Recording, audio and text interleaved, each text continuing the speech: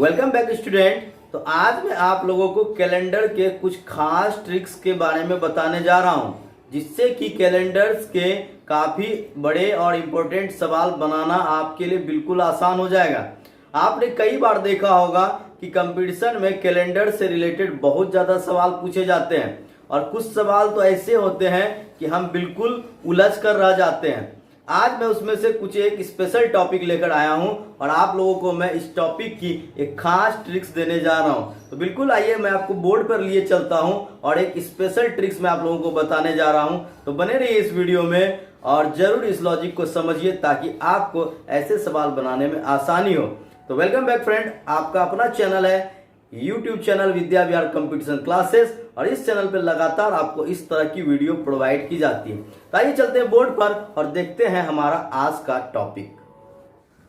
तो फ्रेंड, अब यहाँ आप लोग बोर्ड पर आ चुके हैं और अब देखिए यहाँ पर कि इस तरह के सवाल जब आपसे पूछे जाते हैं, जैसे कि श्रीमती शीला के शादी की सालगिरह 13 अक्टूबर 2020 है।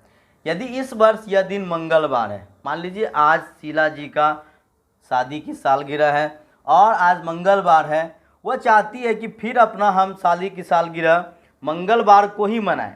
तो शादी की सालगिरह वो मंगलवार को तो मनाएंगी, लेकिन अब किस वर्ष में जाकर 13 अक्टूबर मंगलवार को होगा। तो ये आपको इस तरह के क्वेश्चन पूछे जाते हैं कि पुनः अपनी वर्षगांठ मंगलवार को ही किस वर्ष मनाएंगी। ठीक है, मान लीजिए कि आपकी में से किसी का जन्मदिन 13 अक्टूबर को है और 13 अक्टूबर रविवार है, आप फिर रविवार को अपना जन्मदिन मनाना चाहते हैं, तो ये फिर उस तारीख में रविवार किस साल आएगा। तो ये आपका बहुत ही इंपॉर्टेंट सवाल है। तो जैसे देखिए यहाँ पर अगर आपसे पूछा जाएगा, अगर 13 अक्टूबर 2000 है और अगर ये शीला जी फिर से अपनी शादी की सालगिरह मंगलवार को मनाना चाहती है, तो इसे ये 2020 है, तो इसे यहाँ पर 28 साल यानी कि 2048 का इंतज़ार करना पड़ेगा, क्योंकि 2048 में ही ये अपनी शादी की सालगिरह मंगलवार को मना पाएंगे। अब आप सोचेंगे कि सर आपने कैसे इस तरह से बता दिया, कैसे इतनी आसानी से बता दिया और क्या है लॉजिक। तो चलिए आज आपको बताते हैं, इसकी डिटेल्स लॉजिक हम आप लोगों को समझाने जा रहे हैं। बहुत ही ईजी है, 4 बातें आप लोगों को याद रखनी है, बस आप लोग यहाँ पर देखते जाइए। देखिए सबसे पहले क्या होता है, ये बहुत ही आसान है। इसमें क्या है, आपको हमेशा ध्यान देना है कि जिस वर्ष मौजूदा वर्ष जो है, जैसे कि मान लीजिए आपसे यहाँ पर कोई भी 2001 के कोई तारीख की बात की जा रही है, ये साल 2001 है। ठीक है, आपको साल पे ध्यान देना है और अब यहाँ से हमें क्या करना है, इसके जस्ट पीछे गुजरा हुआ लीप वर्ष को देखना है। जैसे 2001 है तो इससे जस्ट पहले लीप वर्ष कौन सा गुजरा है, 2000 गुजरा है, क्योंकि 2000 लीप वर्ष था।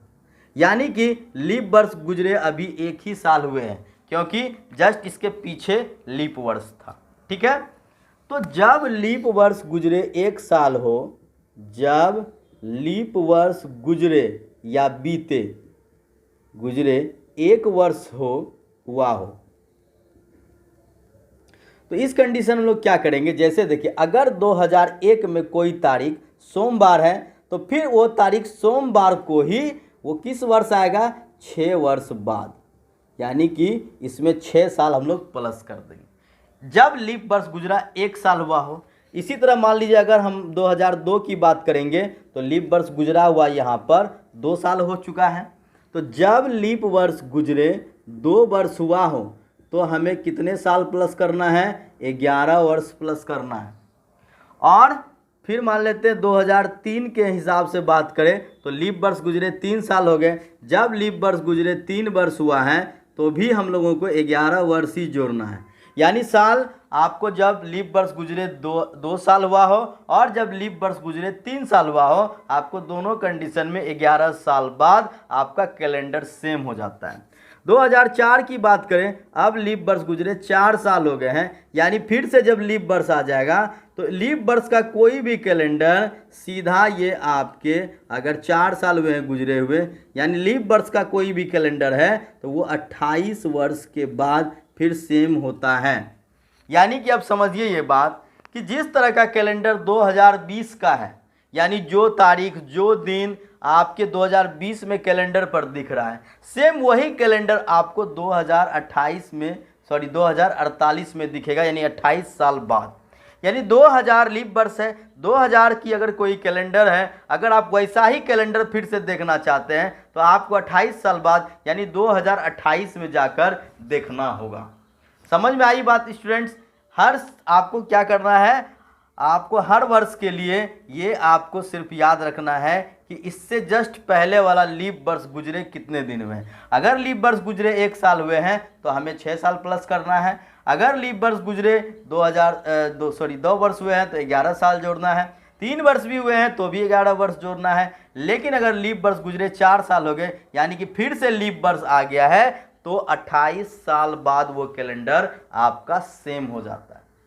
ठीक है, यानी कि आपको बिल्कुल वही दिन, वही तारीख, उसी तरह का बिल्कुल सेम टू सेम कैलेंडर आपको मिल जाता है। ठीक है, जैसे मान लीजिए अगर कोई व्यक्ति 1 अक्टूबर 2005 को अपना जन्मदिन मनाया और उस दिन शनिवार था। ठीक है, आपसे पूछा जाएगा कि ये व्यक्ति फिर अपना जन्मदिन शनिवार के ही दिन कब मनाएगा। ठीक है, तो यहाँ पर आपको सिंपली देखना है कि इससे पहले वाला लीप वर्ष कौन है, 2004 है, यानी 1 साल तो हुआ है लीप वर्ष गुजरे, 1 ही साल तो हुआ है लीप वर्ष गुजरे।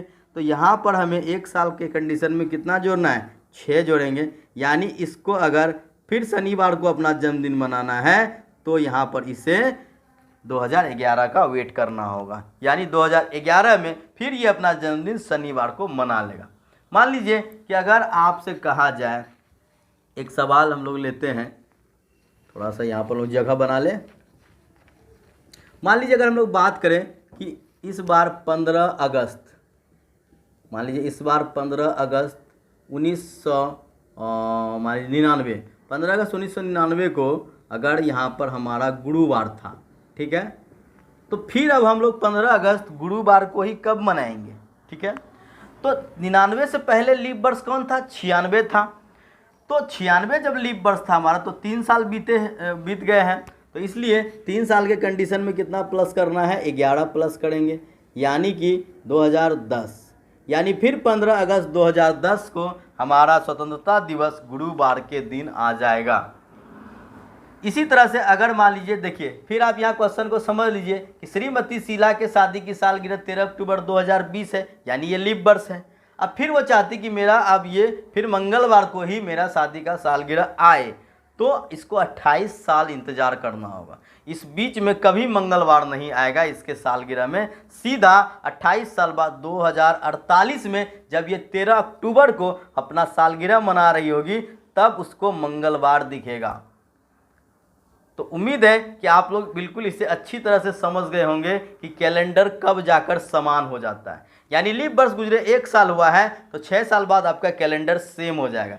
यानी जिस तारीख से 1 जनवरी आपका 2001 में शुरू हुआ था, ठीक उसी तरह 1 जनवरी आपका 2007 में होगा। हर चीज़ वही होगा, हर तारीख हर दिन बिल्कुल सेम होगा उस कैलेंडर में। इसलिए जो भी व्यक्ति जिस तारीख को अपना यहाँ पर बर्थडे मना रहा है या कोई भी एनिवर्सरी मना रहा है, फिर वही एनिवर्सरी वो 2001 वाला 2007 में मना रहा होगा, 2002 वाला 2013 में मनाएगा, 2003 वाला भी 2013 में मनाएगा, लेकिन 2004 वाला सीधा 2032 में सेम डेट में मना पाएगा, क्योंकि 2004 लीप वर्ष है और लीप वर्ष का कैलेंडर 28 साल बाद सेम होता है।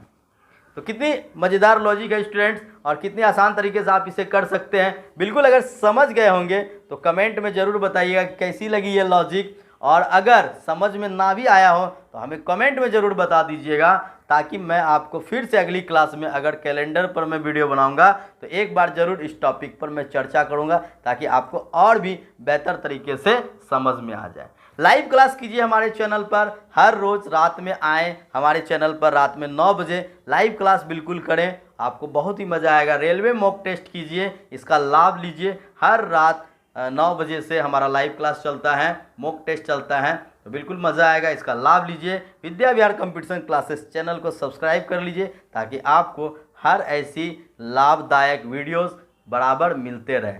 तो मिलते हैं एक और ख़ास वीडियो के साथ, तब तक के लिए गुड बाय, जय हिंद, जय भारत।